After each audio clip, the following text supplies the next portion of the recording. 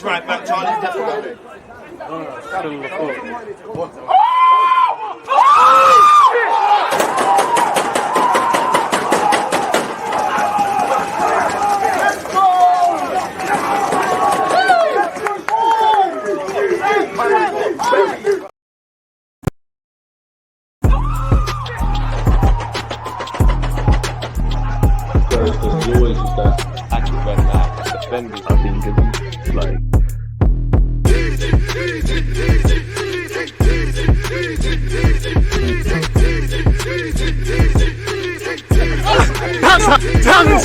People deluded, I'm back again. Come on, Ian. Come on. As the man Ian Wright just said, there, people deluded. I'm back again. I'm joined by Jess of She Knows Arsenal. I can't imagine you don't know about her platform, but if you don't, make sure you're following her socials. Make sure you're subscribing. If I've done my due diligence correctly, again in the title, her username of YouTube should be there, so smash that.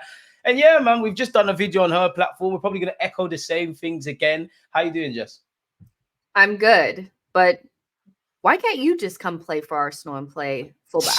I ain't fit enough. I ain't good enough. But I need you to go straight up to London Colony and say, I volunteer because we need somebody. I would love it. Give me, I'll probably fit enough for about 5 minutes, and I'll give it as good as I got, man. I'm all here for that. The first thing I actually wanted to ask you about is, and I should have asked you in your stream.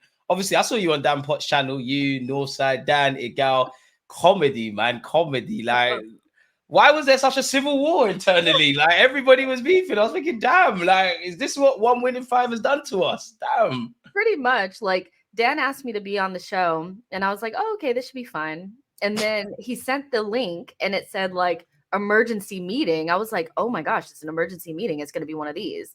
And then it was me and Babs and Igal and Northside. Babs as well. And things just devolved into whatever. Like, we're all good.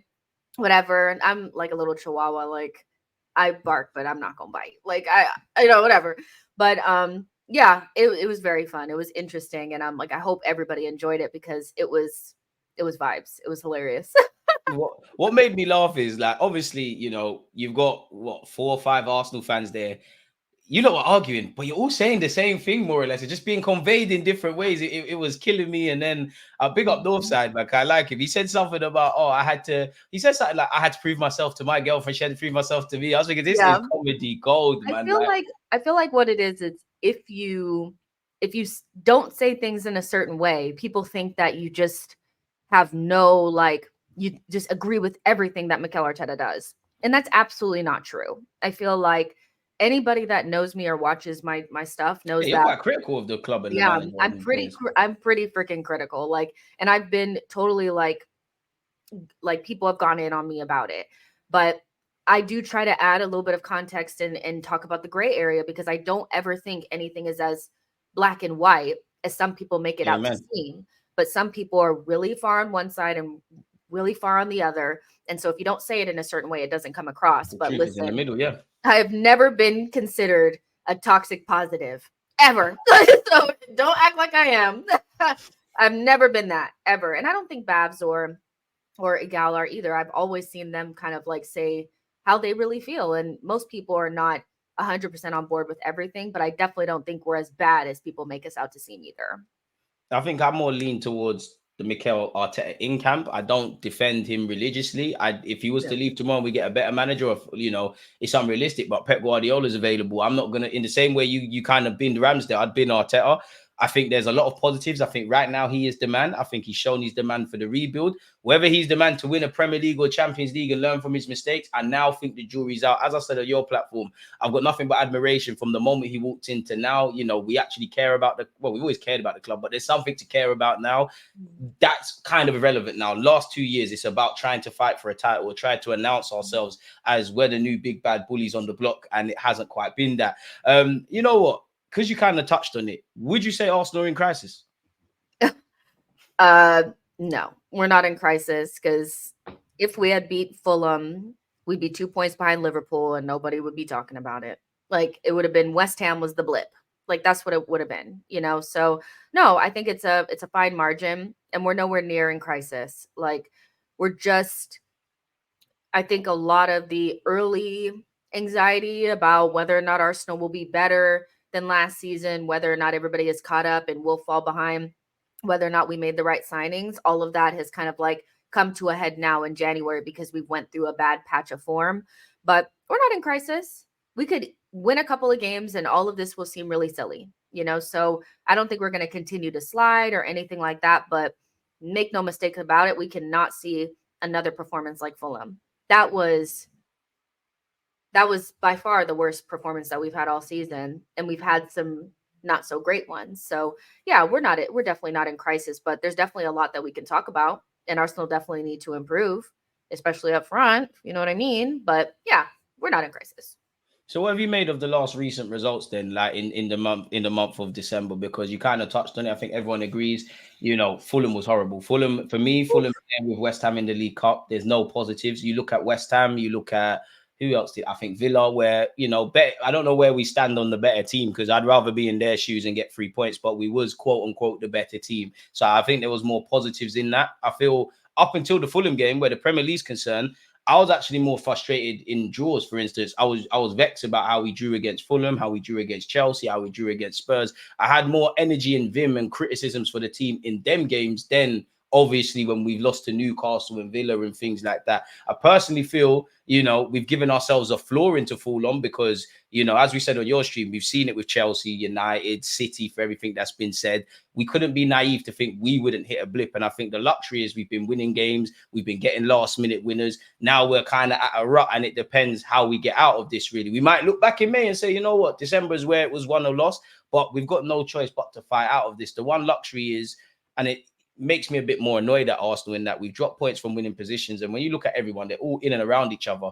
We probably could have pulled ground away from people.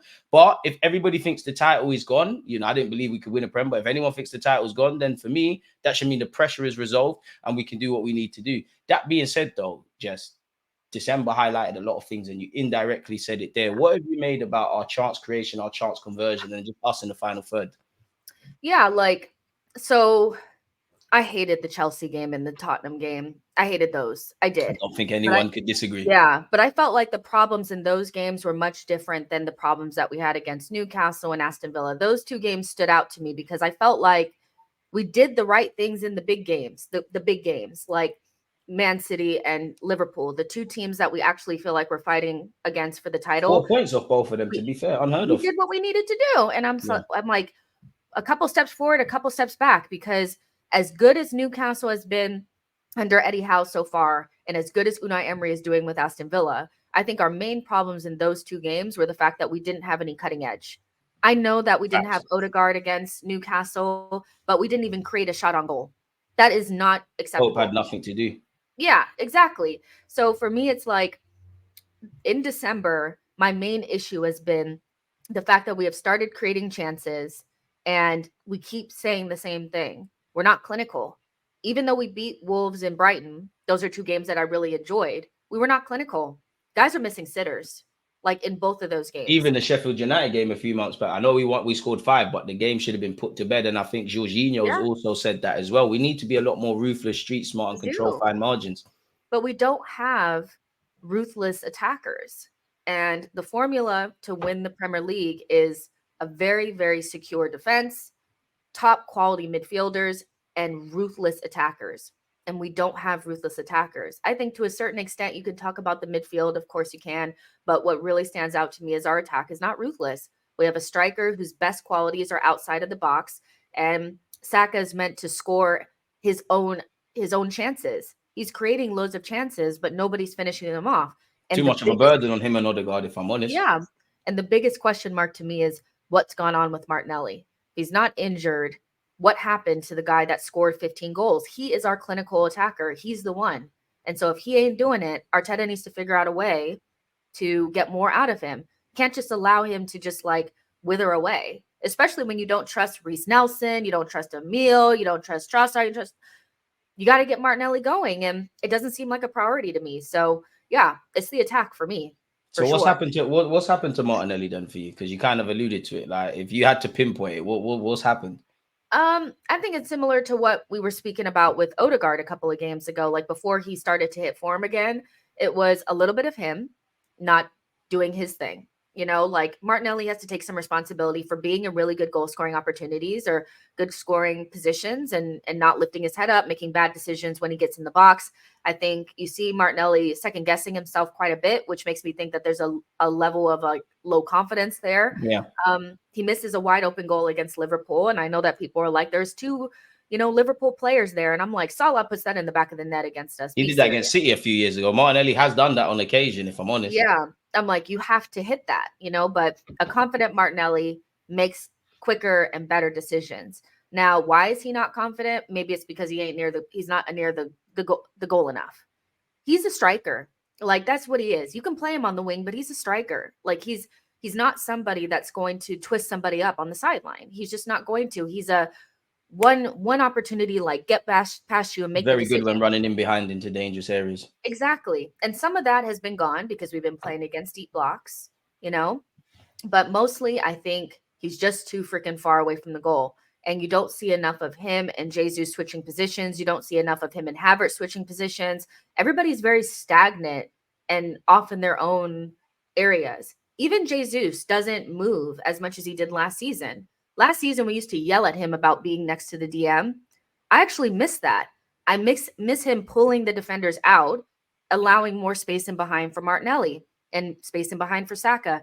It's just not there anymore. So a lot of it to me has to do with tactics, but Martinelli also has to look at himself and say, listen, I'm not making the right decisions in the moments and I got to get better. So it's both, it's a lot of different things. How much do you think, obviously when Zinchenko, for all Zinchenko's criticisms, he was a breath of fresh air. He was a bit of a revelation when he was playing as an inverted left back. Obviously, you had a new look kind of Granit Xhaka. And even if it wasn't the new look Granit Xhaka, I think one thing that's persisted with Xhaka is he's a proper centre mid. He wants to get onto the ball. He wants to sling them passes. Havertz isn't quite that. I just said with Zinchenko, how much of a degree does that play a part? And indirectly, for whatever reason, the Jesus link-up play kind of not being there between the Brazilians. How much does that play a part on the left-hand side? Because it is concerning, our right-hand side has become a bit found out. Left-hand side is not really bringing anything.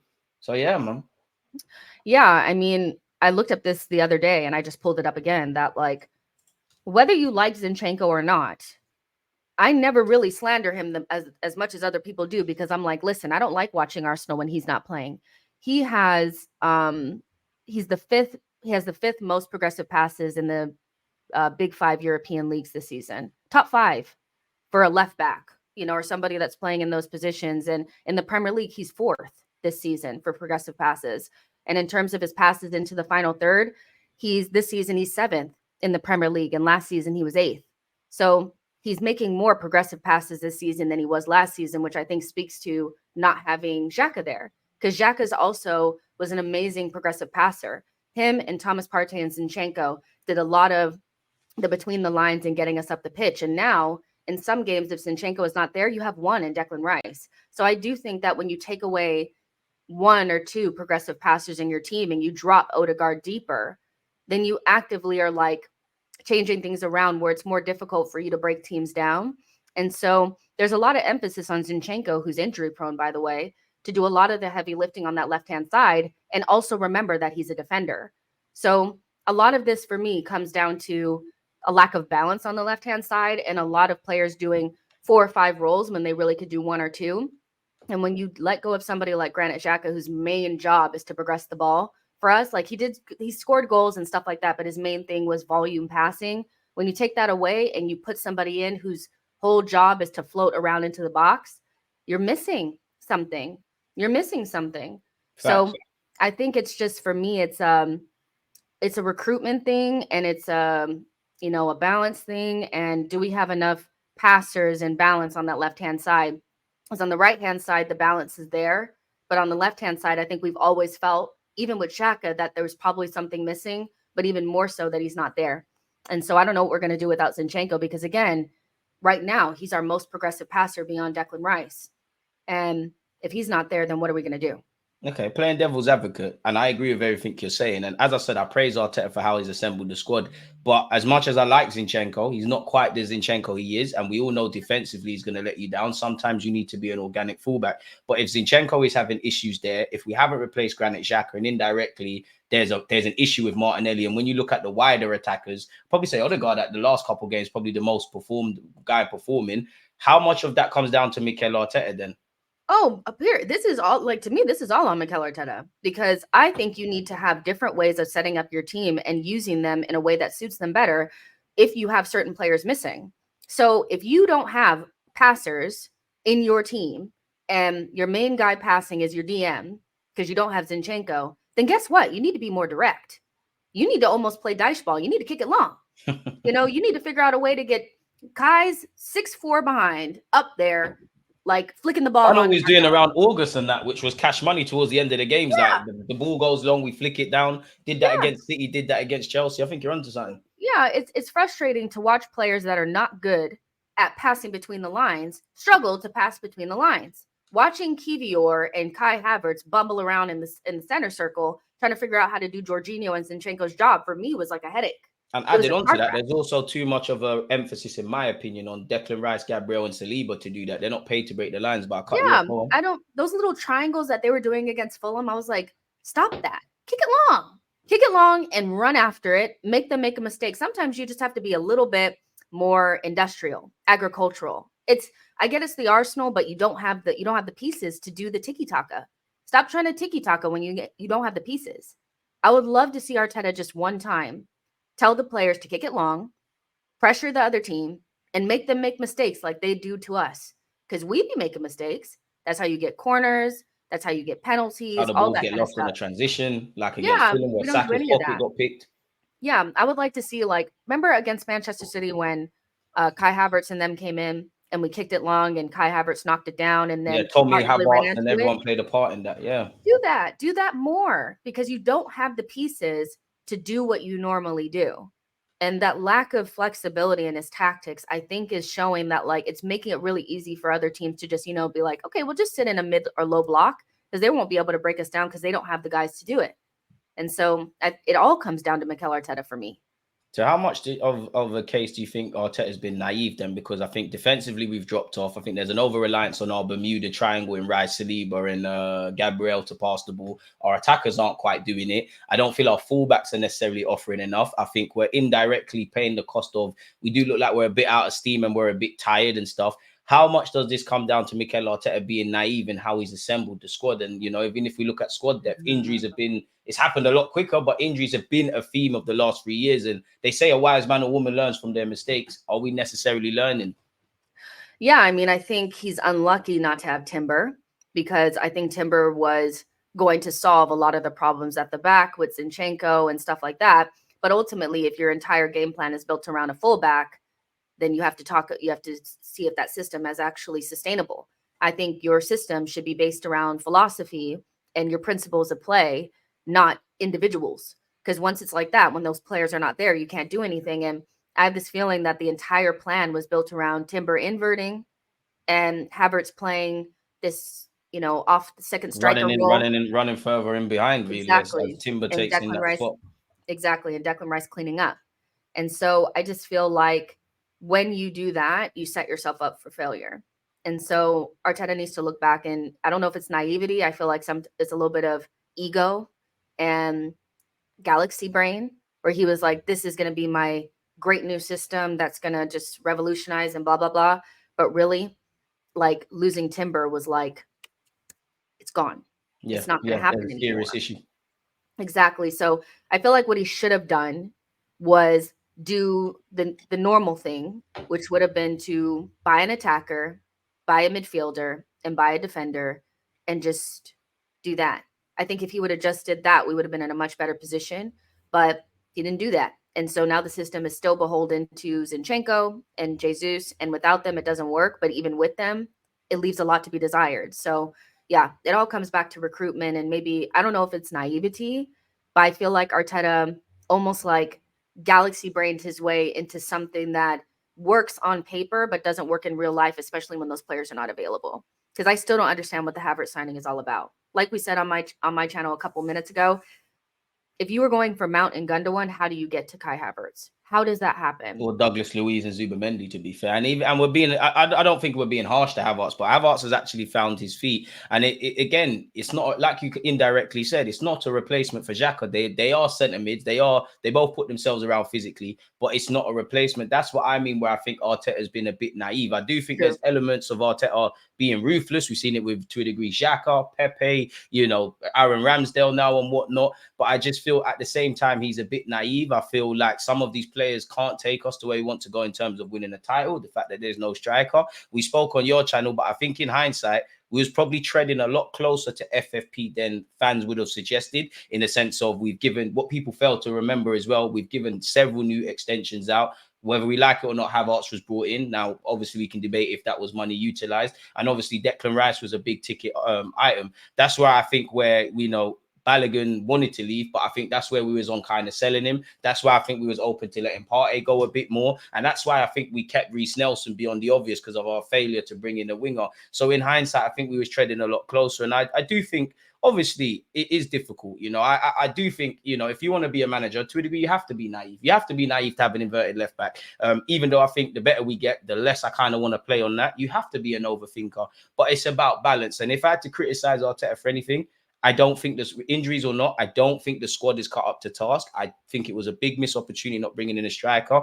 And I feel our defenders have dropped off a level. And when I say attack and defense, I'm speaking about the whole team. Jesus is our first defender. Raya is our first attacker. And I think we've dropped off. In hindsight, then, obviously hindsight's a wonderful thing. And, we probably wasn't saying this in August, but do you think we actually improved our squad depth? Not necessarily individual players, but did we really improve in the summer then? Really?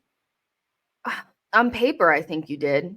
I think there was one game where we looked at the team and looked at the squad and was like, this is a lot better than last season. We actually had a strong bench in August. So wow, parties. Yeah, it was I remember having those conversations and I was like, wow, this is a lot better, but ultimately when you get away from the paper conversation, our squad depth actually falls into two categories: injury prone guys that you can't rely upon, and guys that you can't get anything out of. Exactly. And guys that are not good enough. Whether we had this debate, we have varying opinions on whether or not Kivior and Fabio Vieira and these guys are good enough. I'm not gonna go into it, but let's just say we'll go with your version of events. We'll go with your version of events that they're just not good enough. So you have guys that are not good enough, that Arteta's not getting anything out of, and then you have guys that are injury prone. That's not a good bench. It's bodies, but it's not a good bench. And so I think in hindsight, we haven't really done that. We haven't really improved. And that's unfortunate because you're still having the same issues in midfield where Thomas Partey injury just completely takes away so many opportunities or options. That you see that Declan Rice, really, number 8, because Partey's not there. Exactly, because you decide to have fullbacks with different qualities that are not well-rounded. When you need somebody to come in for Zinchenko, you don't have Tomiyasu because he's not there. And so we're in the same situation that we were in last season, which is unfortunate, even though we probably have more bodies that cost more money. They don't really help us. So, yeah. I know you're very passionate on it, and I want to ask you, and I think we covered it on your vid. Obviously, there's something to be said about the players that aren't available, but I know you're very passionate on Mikel Arteta getting the best out of literally the bench players. If he's fit, the Fabio Vieiras, the Trossards, Mr. Kyrgios and that. Why is that? And for those that have never heard you say that before, what do you mean by that? Because we're not Manchester City, and you can't keep spending money and not getting anything out of it and just allowing it to rot. You can't. Because also there's the other side of the coin where when you don't get the best out of those players and you put them in positions where they don't look good, then the market shrinks for them. Because seeing Tierney trying to invert for months and either do that and fail or not play at all. Yeah, it's then there's no surprise that he doesn't have any suitors in the summer. And so even if you ultimately don't think the likes of Sambi Lokonga and Kivior and Fabio Vieira are any good, you still have to figure out a way to make them look good in the positions that suit them the most so that you can get something back from them. But what we do is we play them in positions that don't suit them. We don't give them runs of games. We demoralize them. And then boom, the market goes down, their market value goes down. And then we're wondering why nobody wants them. And then we end up not selling players. And now we're in January and we need to sell before we buy because we're on the FFP line. So it's a twofold thing where I personally just feel like when I watch Kiwior play in positions that don't suit him or play in ways that don't suit him, it pisses me off. And then you yank him out. And then I'm just like, well, he's gone. He's done. We'll never be able to get anything out of this player again. And oh, by the way, he probably has to play against Liverpool. So you may not want to do that, you know? Then you have somebody like Fabio Vieira, who we know's main qualities are in and around the box and in the pockets, but you're playing him in a left center mid and expecting him to do off the ball work. That ain't going to happen. That's not going to work. And then you have somebody like Sambi, who I didn't even really like that much. I loved him in preseason, and then I realized he's shit, man. Yeah, but Sambi was never a player that was ever going to be able to play in that lone pivot. And every time Mikel Arteta played him, he played him in a position that even Thomas Partey took years to get perfected down. And even in the 8 role, you know what? Like Lokonga just looked crap. You know what? Sometimes signings just go wrong, and I agree with your point about Arteta. Nah, you think they're all just bad? No, but like playing devil. If I be devil's advocate now, right? Yeah, I hear you. I agree with your point. Your viewpoint is lit, but at the same time, now sometimes signings go wrong. We're trying to win games. We're trying to win all stuff. Of them. No. In general, does Arteta have time to hold their hands? Are we playing? Last time I checked, it's professional, high testosterone environment. The margins for winning and losing. If they want to play that game, tell them to sign up to kindergarten and that. Because Kiwior's played in midfield, for example. Should he look this meaty? He shouldn't look this bad. I mean, I was that's something to do with him against Fulham. I was like, oh my god, he's really like bad right now. Now you look horrible, Kiwior, man. But what I will say is that if it is the case that Arteta doesn't have time to hold so-and-so's hand, then they need to stop bringing in players that need adaptation and development. I don't think Kiwior or Fabio Vieira or Sambi were players that could have come into Arsenal and just like Jorginho and Trossard. So if that's the case and you're buying squad players, then they need to be like Trossard and Jorginho, who also I'm starting to see people say Trossard was never a good player. I'm just saying there is something to be said about the way that our squad players are. I like the guy. No one shoot me, but I've been saying nobody was saying that last season. I can't lie. You go through all my vids. I said Trossard is amazing. When people hear overrated, they think you don't rate them. I said Trossard is lit, but it's like Trossard is here. Man are saying he's up there. It's not a that thing. Like but is he even performing to that level that you said that he's at? He's not. And this is where I go back to what I said. Arteta has to hold the blame because what effing attacker is looking good? Like who? As much as last season, a lot of us Arsenal fans hid behind this, we've got multiple goal scorers and stuff. For me, if it was a stock market, there was too much volatility. There was no guarantee that Martinelli and Odegaard were going to get the numbers they got. Eddie's done, in the grand scheme of things, Eddie's not good enough, but he's done all right. He's got 5 goals, 3 of them in one game. The other 2 whenever he got that. Saka's got 2 penalties in his 6. Saka is the only thing, like we discussed on your channel, check that out, people. He's the only one close to being a seasoned veteran in terms of goal scoring because he's done it. Like I said, when you look at the trajectory of what we're doing and stuff like that, it's great. If we're looking under the lens of winning the Premier League, I need more answers than questions. I don't know if you're going to do that. If we go through the team, how many players do you have confirmation over? 25, 28 of the 38 games. I'd say Saka's one. I'd say Saliba's one. I'd say Declan Rice is some. There's probably some below that level. But this is where I think it's a bit naive in how we've assembled the squad. And although people, and I think you're quite right in the point you made about Lokonga and whatnot, people can sit, we've got money to spend. People can sit here and say we ain't got oil money, which is true. But have we, and again, signings go wrong, but have we maximized every penny? I like Fabio Vieira, but the jury's out.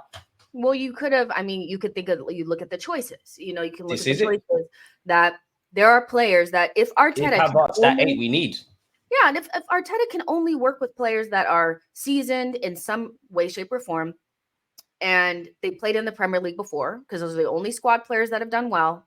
Trossard has done well for a little bit of time. Maybe Jorginho's came in and look all right. Then you need to start buying squad players from the league, or you need to buy players that have experience. We had a choice to make. We could have bought Paquetá for 40 million. We chose to get Fabio Vieira for 34 million. Could have got Bruno Tavares once upon a time. For 34 million. Madison, you made choices. Douglas Luiz. You made choices.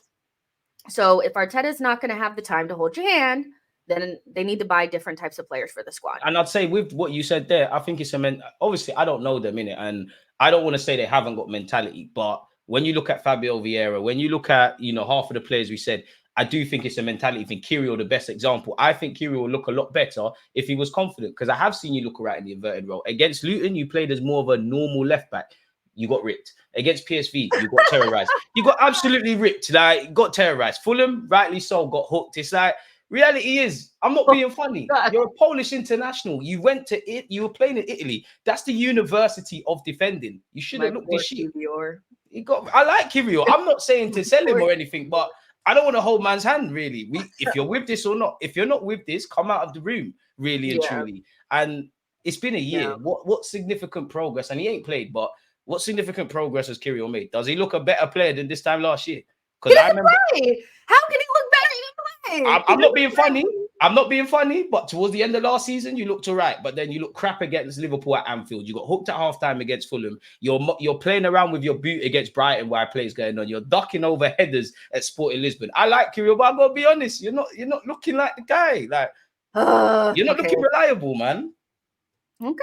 All right. All right.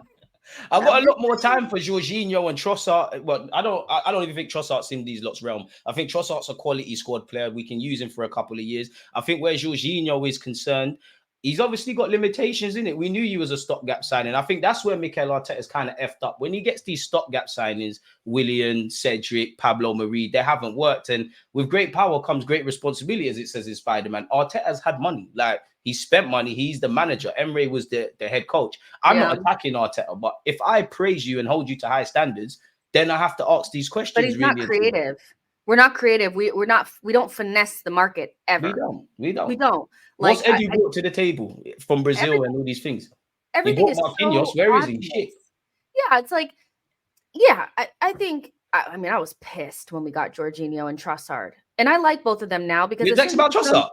I understand the Jorginho one, but Trossard. Yeah, because we were in for Mudryk, and I was like, how do you go from a young player that we're about to spend 80-something million for to Trossard? I love Trossard. Once you put on the kit, I already start to think of you differently.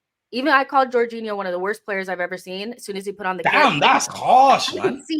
I could because he's not my type of midfielder. He's not my type of midfielder. Period. Like he is for me until he has to defend. Like on the ball, cool. And if I have to talk about you when you're defending, you're not my type of midfielder, you know. So I was shocked that we went after him.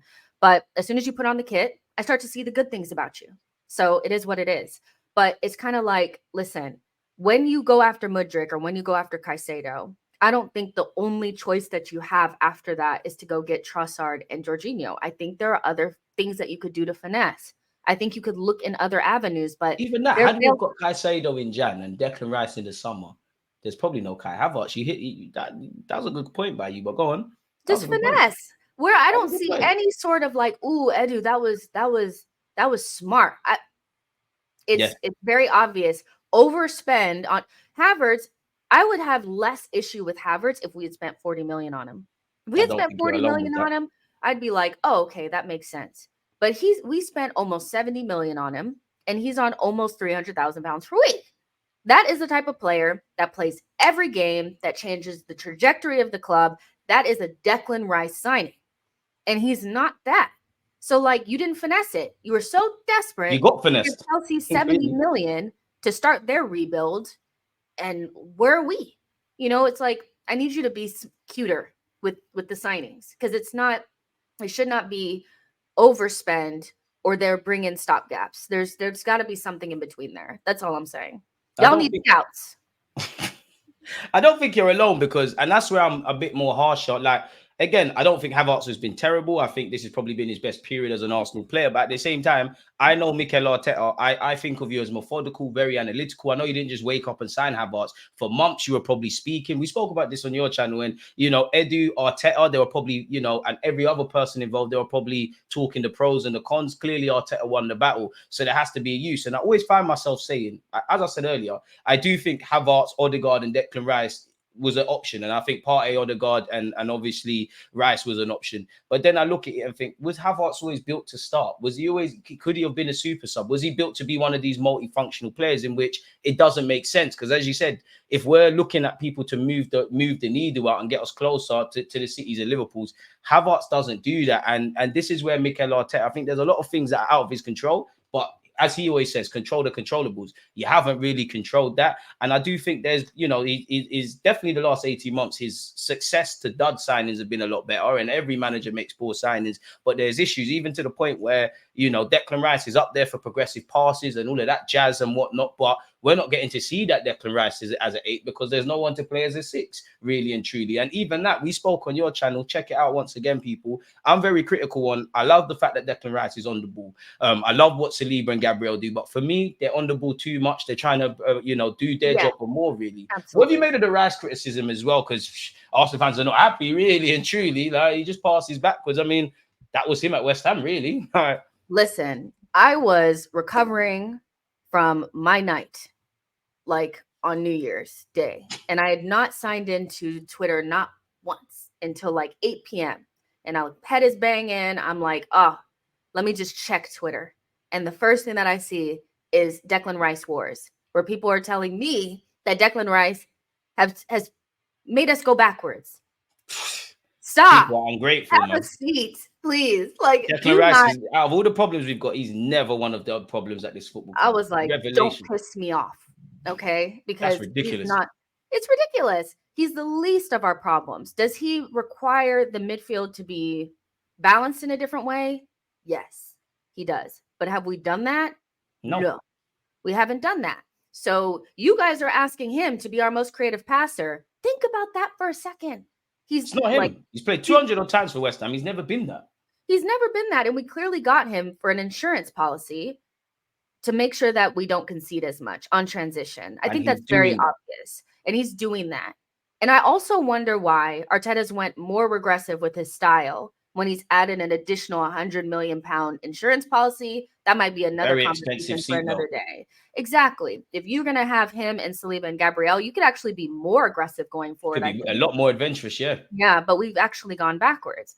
But then you add somebody like Havertz next to him, who's an off the ball, whatever they want to call him. I'm going to go Rumdeuter. I don't know. I don't know what he is. I don't know for all these fancy terms. Are you a center mid or not? Basically, Mueller, that guy. I mean, that's a very specific niche signing that doesn't necessarily help Declan Rice because you could actually go more creative. I thought the whole point was make sure that your CDM was more defensive so that you could be more adventurous with your more left license in the final third. Yeah, but we haven't done that. And so I don't want to hear anything about Declan Rice because I'm sorry. He's had 7 or 8 man of the match performances. When your DM is your best player, you got problems. It's like when Leno was our best player and we concede 4 or 5 goals, you're in serious issues. You got problems. Exactly. So I don't want to hear anything about Declan Rice. Yeah, he had a bad game against West Ham, and that's not a good look. And you want him to stand up against his ex-team, but be serious. Declan Rice has been probably our most consistent player this season besides Saliba. And I don't want to hear it. You're not alone, man. And you know what? When it comes down to chance creation, I have a bit of a gripe now that I think about it because I look at West Ham. We had all them touches in the box. We were better than them. But I can't tell you a single time Areola, I thought, bloody hell, he's made a great save. You can tell he used to play for PSG. I felt the same way with Newcastle. Do you think Arteta is overcoaching us in the final third? And do you think we should have signed a striker in the summer, whoever that would have been? I think in the summer, we should have signed either the Xhaka replacement that we deserved or an attacker. If you only had 70 million to spend, you could have broken it into 2 and got 30 million or 40 million. But what we have gotten, really, you could have gotten Kudus, but I think you could have really went hard on one or either or the other. And I think you would have been a lot better for it. Now that we're in the season, would you have guys been more excited about watching Emil Smith Rowe or Fabio Vieira play left center mid? Because Thomas Partey would have been injured, so one of them would have been playing no Havertz, and you would have had a striker. Or would you have rather had somebody like, I don't know, Paquetá in that position and had the same front three? You guys can let us know. I would have went for that, man. Paquetá is very decent, really. So there's more than one way to skin a cat. There's more than one way to score more goals, and I just don't feel like we've done that. But what was your other question? What was the other side? Has he overcomplicated or overcoached the attack? Are we overcoached in the final third? Is there not that healthy randomness?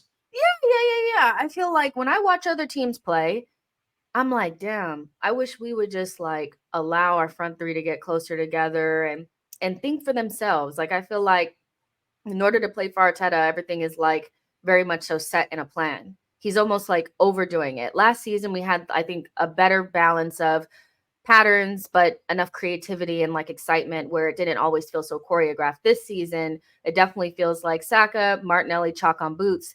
You guys are going to have to beat 3 or 4 players. And then when you get here, you guys are going to hold back here. Maybe you make a run, maybe you don't. And I'm just like, I wish you would just we have some really good creative players and really Needs good a tiny attackers. bit of randomness. Like if it just a We little bit of do. paprika, just a tiny bit. Yeah. I mean, you think about like the game that we played against Leicester last season at home. We won that game 4-2. Yeah, our defense did some madness. I remember, you know, Ramsdale got beat at his near post and Saliba had it in the back of our own net.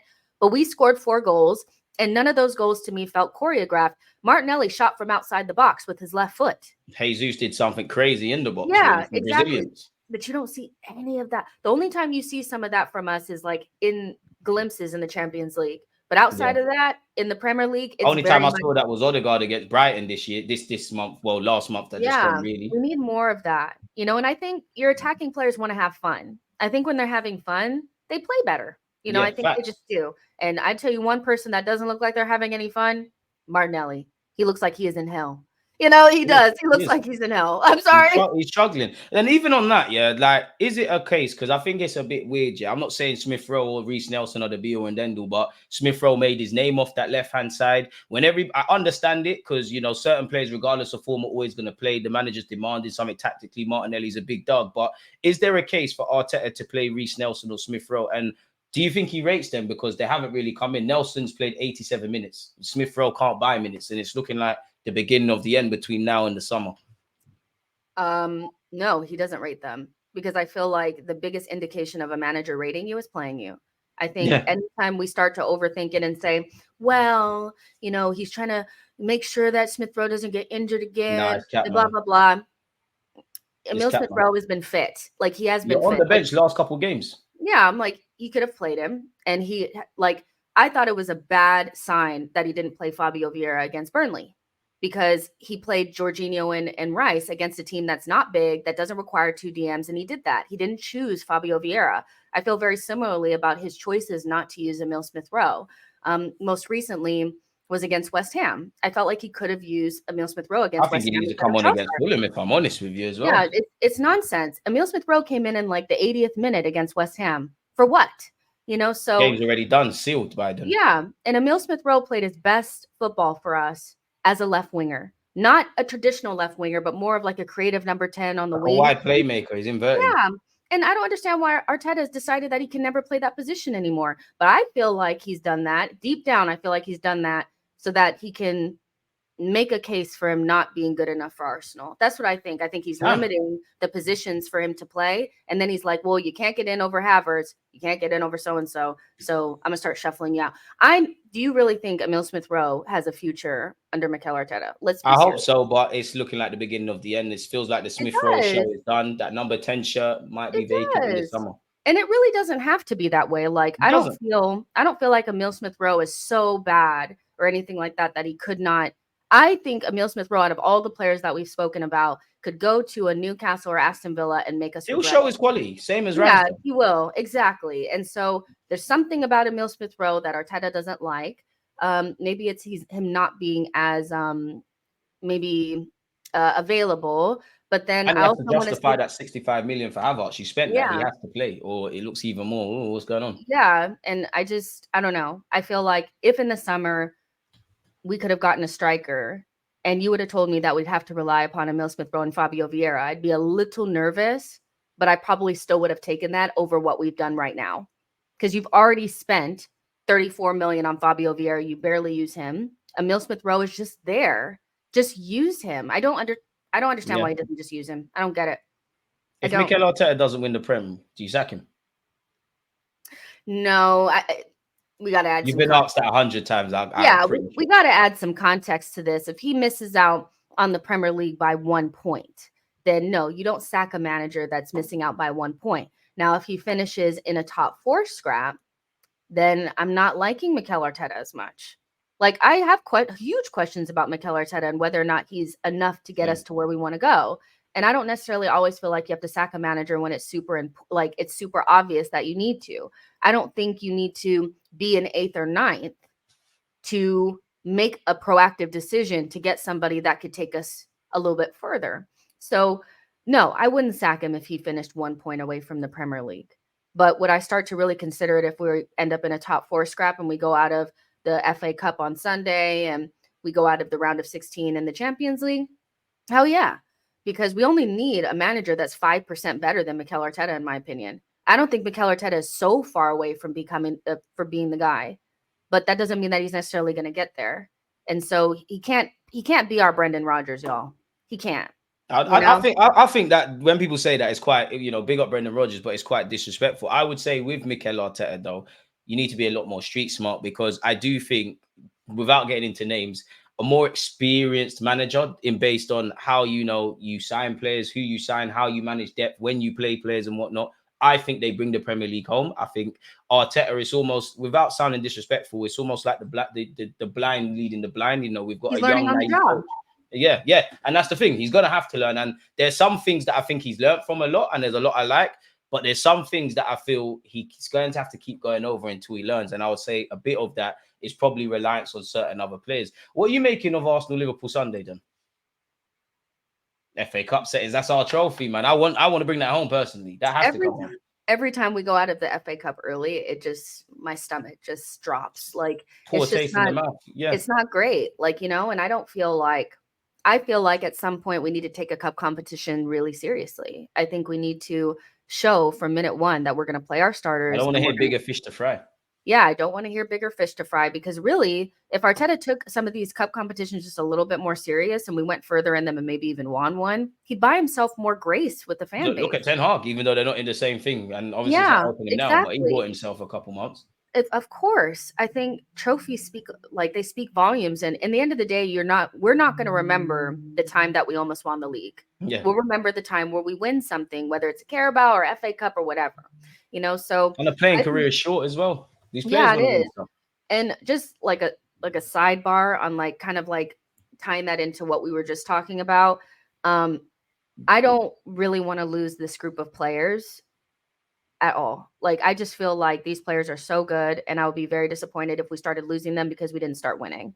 That's just, we've been here before as Arsenal fans. Yeah. So right now they're all young and impressionable and naive, but with every year that comes, Saka, Declan Rice, Saliba, when these Madrids and these clubs start coming, at the end of the day, you've got one career, man. You got one life to live. And that's why I think Edu and, whoever the powers that be need to also remember that we don't have the money to re-sign the likes of Salibas and Sakas. We don't have that. So we need to make the most out of what we have. And even though they sign new deals, they also make sure that they have ways to get out of them. They make sure that they have exit routes. And I'm sure that they have them just in case things don't work out. But I'd rather them work out. And that could be with or without Mikel Arteta. But in terms of the FA Cup, it's just one that I want to see us go as strong as possible. And I really I want them to turn the conversation around. I don't want to talk about in that 2 weeks how our season is going down the drain. I don't want to. I want to be talking about how we got past Liverpool. That's it. And I don't care how you do it, by hook or by crook. I don't know who you have to steal from. You need to give them some lasagna. I don't know. We just do what you need to do. Sometimes you got to do some dirty things to live clean, man. Listen, wait, you don't want it, do you? My internet went out for a second. I saw that. But yeah, if you're not cheating, you're not really trying to win. So I don't know. I just want to see them, at least with their energy and commitment, show that they really want to turn this blip around and not make it into a longer conversation. What's the best way to do that, man? Under the sunny day at the Emirates and win a game, man, and compete, man, because I want to get into that scenario. I know we're a long way away from it, but I do think in the last few years under Mikel Arteta, fundamentally we've been losing to Liverpool and City, but I think they've been a lot closer. It's been a lot more fine margins. Based on the 2 games we played against Liverpool and City, taking 4 points, I think we've been quote unquote competitive. And I think respectfully to those teams, before we look at what they do or didn't do, there's stuff internally that we could have addressed to get a different result. Now I want to move into that scenario where if we beat Liverpool, we beat City, kind of like when them two teams play each other, it's not a big song and dance and all of these sort of things. I know technically we beat City twice this season, but we need to get into that scenario where we win and it's all fine, man. So I hope we do the thing. To kind of round this up, though, I do want to speak about transfers, man. The first thing in fact, before we get into transfers, what do you make of Saka? Because he's been getting kicked left, right, and centre. Apparently, Arsenal filed a complaint. My eyes tell me that Saka's being kicked from pillar to post, and we're not getting any benefit from it. We're being gaslit into believing he's not. And we're Yeah, I'm seeing like, it. okay, nobody gaslight me. I know what I'm looking at. You know, Amen. I'm watching somebody get fouled a lot without us even getting the yellow card. And the thing is like, I can understand some fouls are yellow cards, some are not, but consistent infringement is usually ends up being a yellow at some stage. And sometimes the first foul that happens against Saka is a very bad foul. I've seen people go through his ankles. I've seen They won't stop people, until his legs broke. God forbid. They won't yeah, stop. You've but seen it as before. a coach, you know that he is the key to everything that we do, but you also understand that the referees are not going to call anything. Exactly. So what do you tell your players? You say, go through the back of him. Nothing will happen. Yeah. And I think it was a part of a bigger conversation that happens all the time with the Premier League and PGMOL. It wasn't Arsenal's writing a letter, being a Karen, just complaining about anything. Like, it wasn't that, like, stop, you know. It was a normal thing, and it was brought out at a time and framed in a way to make Arsenal look bad because we're in a bad moment. We know how the media works. But I think Arsenal are well within their right to ask questions why other players get fouled less, but they get more cards for their team than Arsenal do. Because I just want to see one time where the player that's playing against Saka gets the yellow card that they deserve and they can't touch him for the rest of the game. That's a benefit for us, and we don't ever get it. Especially if it's actually a foul, as much as it's benefit, but it's actually a foul. We said it on your stream. I gave up with all of this, rightly or wrongly, when we played Crystal Palace at home and MacArthur's absolutely volleyed the car. Oh my goodness. Like, Saka's a really strong lad. He's tougher than he looks, for real, because on one hand, it comes with the territory. You're going to get kicked from pillar to post, but it's unfair. And for me, it's the unconscious bias with Arsenal being a soft touch and things. You go back to our early days at the Emirates where Eduardo got his leg broken and things, and Aaron Ramsey as well. These are things that are not leaving us, and they won't stop until something crazy's happened. And I do think it's a wider conversation, as much as obviously we're going to focus on Arsenal. You look at someone like Bruno Gomares and Joe Linton, more so Bruno Gomares, who's actually been fouled statistically a lot. He's going around and just being the WWE character, really, week in, week out, and nothing's happening. Now, do I hate on Gomares? No, I hate the game, because ultimately that is benefiting Newcastle. On one hand, if no one's going to save us, we need to start doing this. But I wish it wasn't quite there. I really wish, man. It is what it is. Newcastle did a really good job with their rebrand. Yeah, like, I think amazing. It's all make it British and, you know, traditional. Like, this is how you should play, you know, like, you know. And so they have like this, like, where it's just how it is at St. James. You're going to get kicked around, and if you're not for the fight, you're going to whatever, you're weak, soft underbelly. They're just thugging it out, y'all. Like, it's not anything, you know, but getting Eddie Howe and making sure that they have a certain amount of English players a part of their team and all those types of things really help them, I think, get over those things. Also, being a Northern team helps you as well. But being a London team, and people consistently say that if you kick Arsenal around, you'll stop them. I just don't really think that that's true anymore. It's not true, because you mentioned Newcastle. We gave, that was one game where I'd say we're getting kicked. We're kicking boys and girls back. Really, of course, we fought. Our team fights. Like, do you really think Saliba and Gabriel and Ben White and them, then they're not soft? I don't know about Zinchenko personally. I wouldn't want to get into a fight in a nightclub with you, Zinni, but but that's not even a real thing. But like, the narrative always stays, and that as much as people don't think it does, when you consistently say that Arsenal have a soft underbelly, which you start to see on the pitch, is every time we fall down, it's a flop. Every single time they say it's same old Arsenal, always cheating. It happens, man. Exactly. So, but Saka's getting kicked, and there's nothing you can really do about it.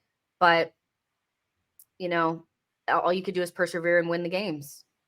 You're right there, man. And that's all we can do, is persevere through the BS, control the controllables, and cross any bridge we get to. To kind of round this up, I want to ask you about multiple players in relation to the transfer window. We've been linked with a number of names. Let's start with someone called Ivan Toney. Are you having him? Not beyond January. Like, let's be serious. Oh man, I will not be having him after January. But when I was talking to Dan Potts a couple of months ago about, sometimes I do think you have to pull a rabbit out of your hat to get things over the line in circumstances. Like, we can't always be thinking about the future. Sometimes you have to think about now.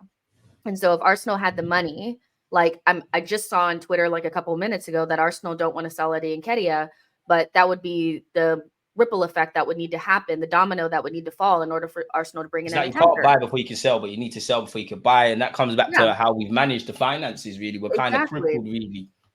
And I would be open to that. I would be open to selling Eddie Nketiah and bringing in Toney, because I know at the very end of the day, with the chances that we're creating right now, if Toney was there, we would score more goals.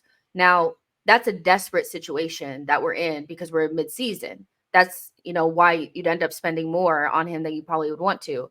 But if we get to the summer, there's so many more like opportunities and so many other players that will be available. So I'd rather us look at those. And if we end up with Toney in the summer, something went wrong. That's how I feel about it. Yeah, no, something definitely went wrong, because I think there's an admiration for Ivan Toney. I think there's a one, but I think personally we'll try our best for Osimhen. I think we'll miss out. I do think, based on how we scouted Vlahovic, there's something there. I think we'll at least have a conversation with Brighton, with Ferguson, but that's going to be expensive. I really want Benjamin Sesko. I don't know if that's going to be something. Don't you want somebody that can run in behind, though? Like, I feel like, Sesko can run in behind and so can Osimhen, but Ivan Toney can't. Nah, he can run. Tony can run it behind. Tony can run it behind. Okay. It's a bit Lacazette-esque, but he can run it behind. Okay, well then, if we're talking about Lacazette-ish, then he's not running it behind. He's walking. I've got faith in Tony still. I've got faith in Tony, but it wouldn't. I agree with you in that it would tell me, and it can't always. That's not always the wrong thing, but it would tell me that we've exhausted other options and we had an inability to get them. I would say that's one criticism I have of Arsenal, in that when it's come to the Douglas Luiz, the Mudryks, the Rafinhas, the Pedro Netos, we've either made multiple bids, or the Athletic are talking about it, waffling about it, and we haven't got it over the line, really. And that's kind of what I want to see. Now, granted, you're always going to miss out on targets. Would you recall Tierney? Oh gosh. Listen, I love Tierney so much, but he can stay where he's at. Because listen, I have the injury prone players, they're not going to help us. He missed 9 games already for Sociedad. I know he played a full 90 the other day, but it's multiple issues there. One, he's injury prone, so the likelihood of him getting injured after we recall him is pretty big. But there's also the aspect of, I watched Arteta ask Tierney to invert, and it was like a car crash. I don't want to watch that. He's an old school fullback, man. Yeah, if you're going to bring him back, use him properly. In fact, if you brought him back, what I'd want to see is for him to play left back and for you to put Kai Havertz in the middle and say, head that shit in. That's the way you have to play. But he's not going to play that way. We know Mikel Arteta. If he's asking Kivior to do it, he's asked Tierney to do it in the past. There's no point in bringing him back, and he has a better chance of getting a fee for us playing at Sociedad than coming back to Arsenal. And I think that's. What if we can't bring in a left back because we've been linked with allegedly wanting to go for one, and we can't bring? Let's just say we're on the 31st of January, even if there's 30. Then you're calling Deluded. You got to get him to London Colony. I don't know what to tell you. To be fair, we might recall Tavares. Really, you can't buy a game for no. Oh my goodness! If Nuno Tavares comes back, then I know we're not pack serious. Pack it up. I know we're really not serious. Like, I don't know how Tavares. Life's not fair. How did Tavares get to Arsenal? Like, I don't know. You have to bring in a left back.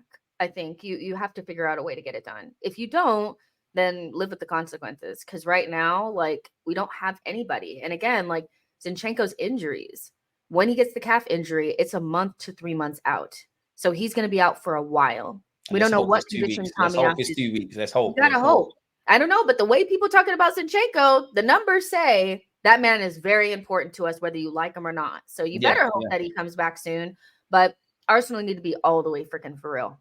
They need to bring in a defender and do it yesterday. Yeah, yesterday. It's the 4th of January. Let's hope something happens. Would you take Jadon Sancho on loan? And how do you feel about Curtis Jones? Oh gosh, Sancho. No, I don't want any more projects. We're already doing Project Havertz. Do we need another? No. Yeah. I don't need any more players that need therapy to play good for us. Do you know what I mean? We need. We've already got too many players that need an arm over their shoulder, if I'm honest. Exactly. So I don't really want that. He should just go straight back to Dortmund. It looks like he's going to. Apparently going there. And go have fun. Go have fun. You're not going to do anything at Arsenal. Curtis Jones, be serious. You don't like Curtis Jones? I don't think we're getting him, but you don't like him. I'm having him. I don't think we're getting him, but I'm having him. I see the angle. Do I think it's a difference maker? Do I think he moves the needle? No, but he's young. And that's your answer. He doesn't move the needle. Fair enough. We've already done that. We've already we're treading water as it is. We need to rise above and get out of the pool. And so for me, you are right with that. He's very, very talented. I can see it. I'm not saying he's not a good player, but after spending 65 million on Havertz, I really think we need to go into the window and be freaking serious. Go out there and get somebody that's going to change the game. Go out there. You know, I know we're not going to get a Barella. I know we're not going to get a Frankie de Jong. I get that. But there's other players underneath that level that can do a lot more than what we got right now. So, and it's not Curtis Jones. It's not Curtis Jones. I'm sorry. No. I mean, I don't know if we'll get these players, but we've been linked with them. Would you take Onana or Pedri? Or Solanke, for that matter? Of course I take Pedri, but Pedri's not taking me. Of course I take Pedri in a second. First clickbait of January, I think, with the Pedri rumors today. Yeah, that was hilarious. Onana, I think beyond the Zubamendi profile that I think both of us really agree on, we need somebody with a little bit of, we need a little P&P. We need a little bit of athleticism, some power. Black guy. I'm having that, man. We need some of that. And there's nothing wrong with it. I think in some circumstances, you just need to beat other teams up. That's fine. And that's why I like Rice. That's why I like Rice. He's a geezer. He's with it. We haven't had enough of it. And so I think there's certain games where you'd probably want to go in there with a Declan Rice plus a Yusuf Fofana. He would be my choice. Even him, bring that. Get that done. So if you can't get Yusuf Fofana, which is the one that if you have finesse and you have a little bit of something about you, Edu, that's who you go get because you gave Balogun away for damn near free to Monaco. So go ask them for a favor back because they were gonna give Nottingham Forest Fofana for 35 million over this summer. Yeah, they almost got him. Ring the phones, man. Ring the phones. Onana's gonna cost you an arm and a leg, and he's not. That's as 50, good 60 as million. Exactly. So I would take that profile, but if I had to get a player, I'd get Fofana instead. But yeah. I think Fofana, Zubamendi, Luiz, just off the top of my head, they're guys that I would love at the club. But as we both know, January, we'd all love to be wrong, but you could forget about bringing all of those kind of guys to the carpet. So yeah, man, my last question for you would be, what's the score predictions for Sunday then? I'm going 2-1 Arsenal. Oh, Martinelli bagging. I need to think about Arsenal from when we played at Anfield and pretend West Ham and Fulham did not happen. Because that Arsenal, I was gassing up. I was talking so much shit after that game. Now I feel so dumb. It's deflating this last couple of weeks. It was so deflating. We're going to win. We're going to win. My boys are going to turn it around. I have to have faith in them. I got to. I have to. But it all depends on how Arteta sets up the team and if he changes the tactics just a little bit to suit our star players. Or even the personnel, man. I think he might make 1-2 changes, if I'm honest. Yeah. I don't really want that. I want the strongest team, but still. Yeah. Just do your thing. And if they relax and play their game, they have every chance of winning it, in my opinion. I'm gonna go 2-2, and then we win on penalties or some shit. I'm gonna go. Listen, I don't want I think it'll actually be a replay. I don't think we need to go back to Anfield. I think if we draw, we go back to Anfield. So we have to go back. Oh no, we need to win. Let's just win the game. Win the game. I never want us to lose, but I'd rather go to Anfield. I wouldn't win the FA Cup. If we win in a shootout now, Ryan can save one. Yeah, to be fair, Rice saved the penalty against West Ham. That's something Declan Rice not Declan Rice, Aaron Ramsdale struggled to do. So big up David Raya. Even David Raya, I think, he ain't been amazing, but he's kind of gone under the radar. I think he's done all right in the last few games. But that's what happens. Once one thing starts to work, the other thing starts to break down. Yeah, such is life, isn't it, really?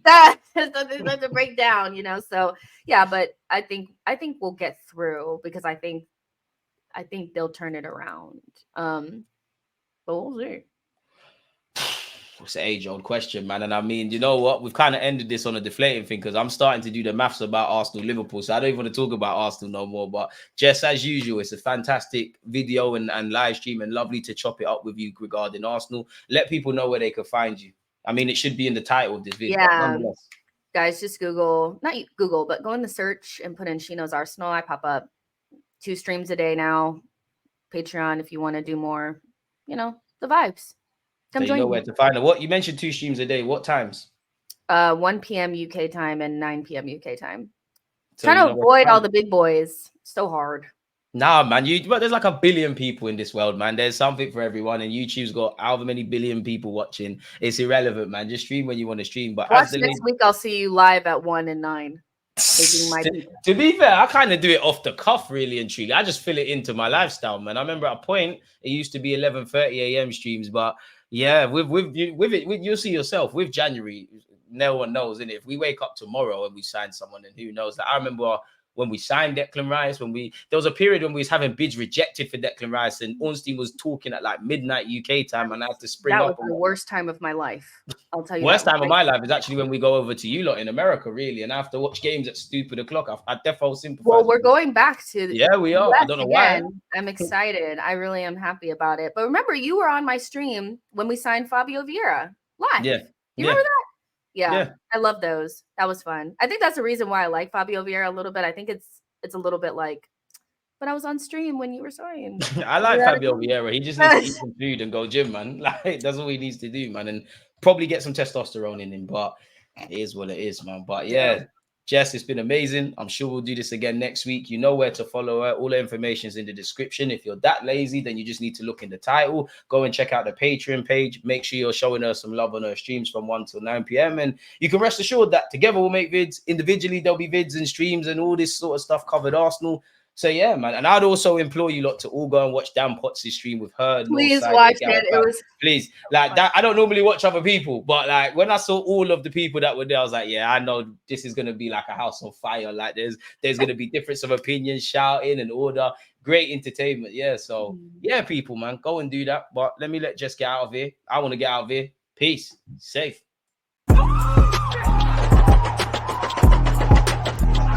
There's always just that active and that defending. I think it's like